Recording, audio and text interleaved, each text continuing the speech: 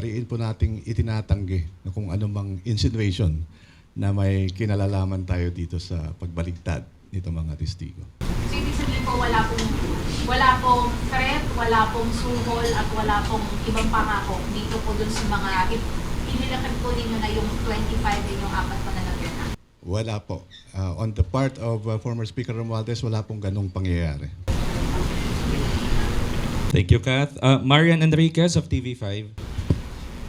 Attorney, meron pong statement yung ombudsman ko ngayon lang. Sinabi po nila na hindi na raw bago nga yung recantation itong high-profile case, classic pressure tactic daw ito. Hindi umiikot yung buong investigasyon sa isa o kahit sa ilang witness. Sa kabila raw nito, pinaalam po ng Office of the Ombudsman na meron silang 28 testigo na nakahandang magbigay ng direktang material na kaalaman sa mga transaksyon sinisiyasa sa kaso ni dating Speaker Martin Romualdez. Nasa ilalim na raw sila ng legal na proseso sa ngayon. Mga uniforme daw, mga naka-uniforme at aktibo pa rin sila sa serbisyo. Tulad po ng iba, hindi rin po kami nagugulat na pabago-bago, paiba-ibang numero. Hindi na natin alam kung saan nanggagaling ang ebidensya.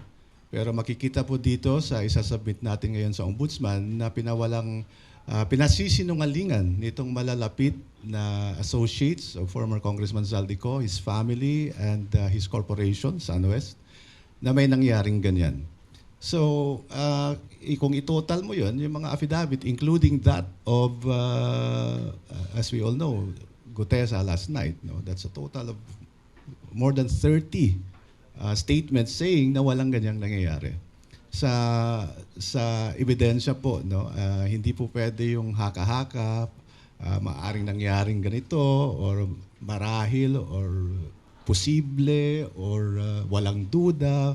Yung mga ganyang statements po, hindi po papasa sa pag-evaluate ng hudikatura. Kailangan po, positive facts po ang ating sinasabi. Kaya, hindi po kami nababahala sa ganyan. Ang nakakabahala lang ay siyempre ay inaasahan natin sana, no, maging patas, maging tapat yung investigasyon, hindi yung tipong may target ka sa likod at saka lang hahabulin yung ebidensya.